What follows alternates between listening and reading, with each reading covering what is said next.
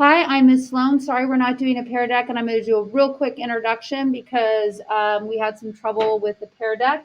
So this right here, I will give you the, that I will give you this in Google Classroom so that you have it. But these are the big ticket items. I'll let you read over those on your own time that we need to make sure we understand. Don't forget about your additional objectives.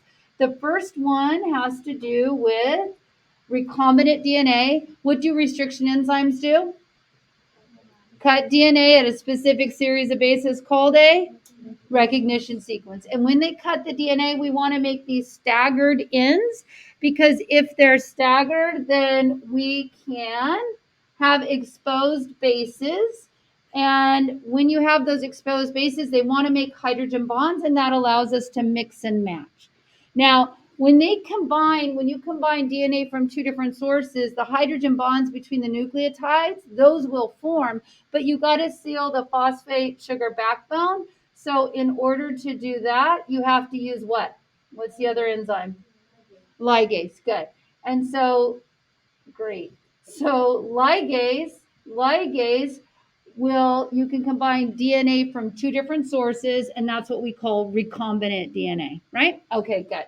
And then the other piece of technology we talked about was PCR.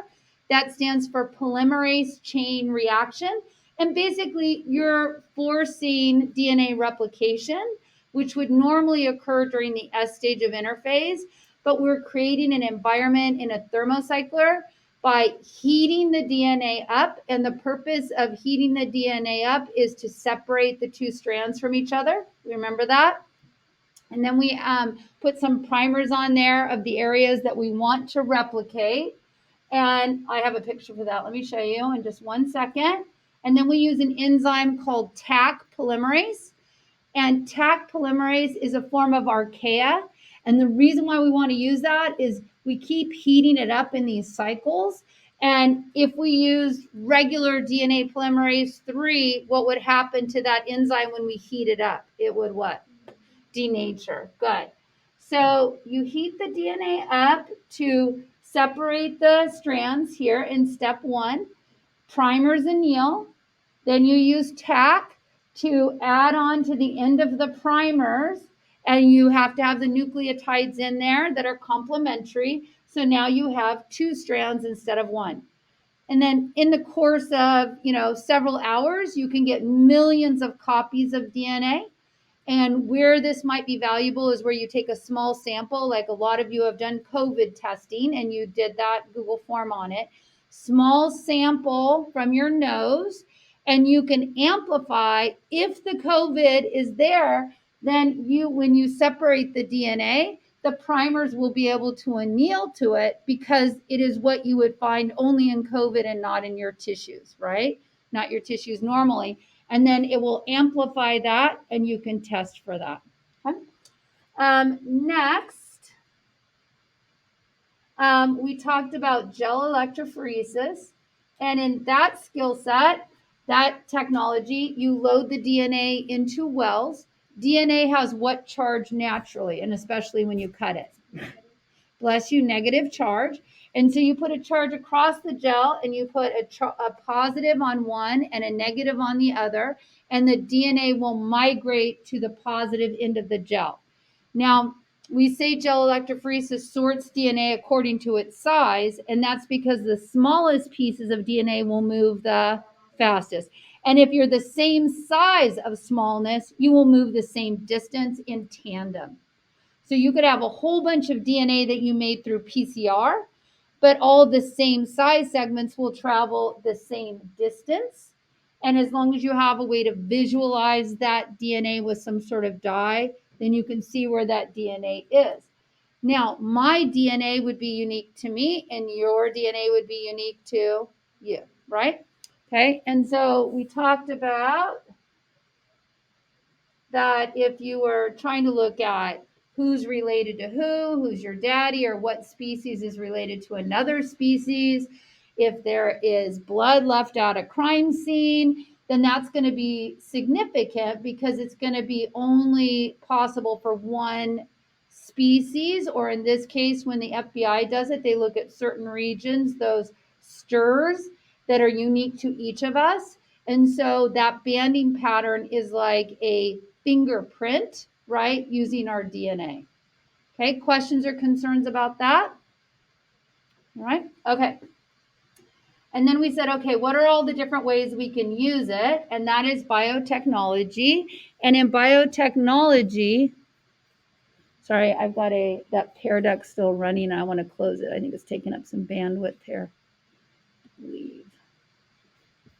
And leave. Okay. So in biotechnology, you're using those natural systems to create some sort of product. And some of the products that we discussed that you could make would be altering bacteria. Let me see, maybe if I there we go. So we talked about genetically engineering bacteria so that it would be could break down oil. They've already made that type of bacteria. Sorry, you guys. Literally everything that could go wrong has gone wrong for us today. Go up here.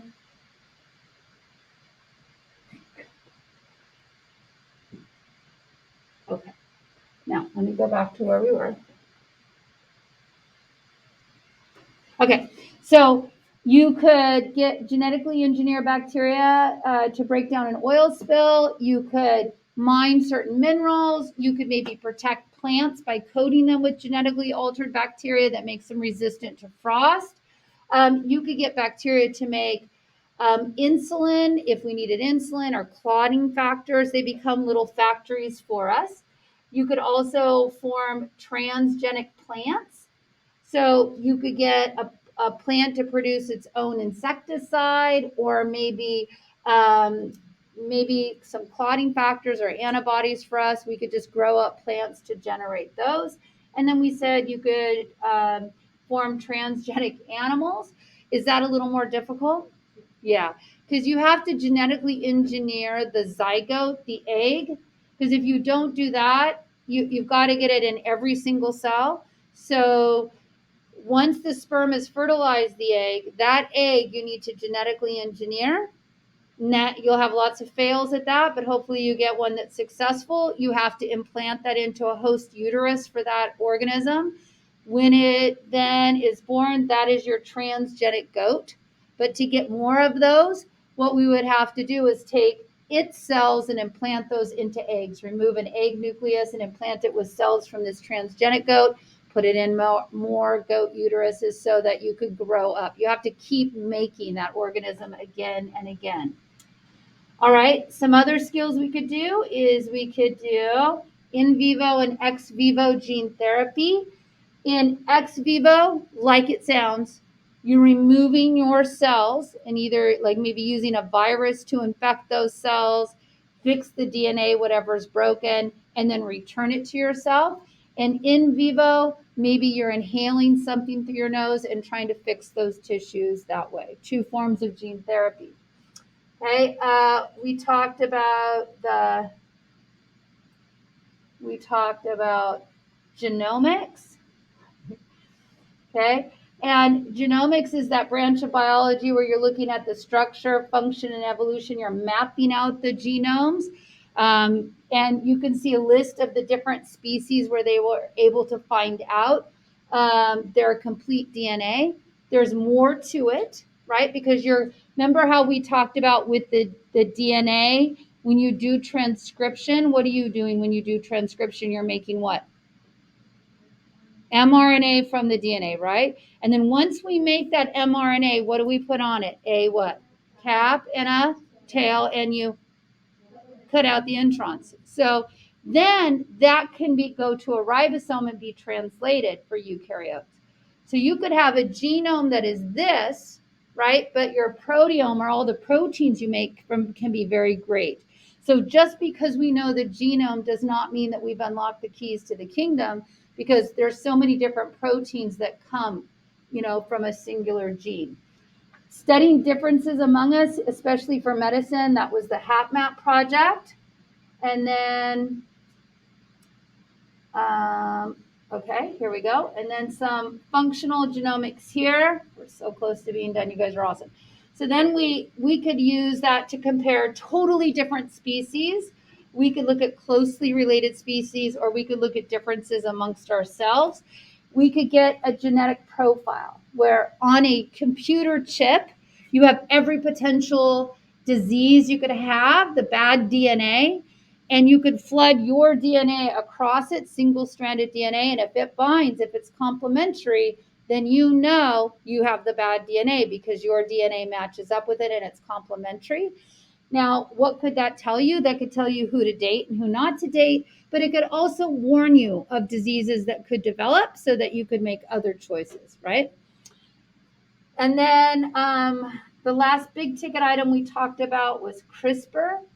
And this, just like restriction enzymes were isolated from bacteria to protect themselves from viruses that are invading, this is what CRISPR was. But in this case, your scissors, right? We learned before restriction enzymes were very specific, meaning this scissor could only cut one DNA. I would need a totally different scissor to cut a different DNA because restriction enzymes only cut at a specific what? Recognition sequence, series of bases. This is different. The scissor is the same. The part that changes is the guide, right? So that's great. You get to use the same scissor and just the guide would change to tell the scissor where to go. And even then, they've modified the scissors so that they're doing other things besides cutting. They could be turning off a gene that's cancerous or turning on a gene that needs to be made. So that's what I said right here. You can modify the DNA code. You could edit out bad genes, change the genes that you have. You could cause DNA with those histone proteins. If the guide escorted in histone proteins, you could cause them to condense so a bad gene isn't expressed. So there's a lot of different options here with CRISPR. But the two things you need are Cas9, those are the scissors, and what's the second thing you need? Yeah, the guide RNA to tell you where to go. And then in summary, we talked about we could diagnose diseases. Do you remember what RFLP means? Let me say it. Restriction, fragment, length, polymorphisms means there's differences between us. And that is like my genetic fingerprint because my RFLP is different than your RFLP. We talked about gene therapy and editing with CRISPR. Pharmaceuticals, we could genetically engineer plasmids, put those in bacteria, and then we could get bacteria to make whatever products we want. Transgenic organisms, we could make transgenic animals, transgenic plants to produce what we want. Forensic applications, you could get a genetic profile through PCR and gel electrophoresis, which leads to RFLP, and then environmental cleanup, protecting ourselves. Okay, and then that, wow, series of calamities here. That is the end there. Do you guys have any questions? Yes. Restriction, fragment, length, polymorphisms. All right, you guys, great job with your patience. That technology was difficult. Look, we did it in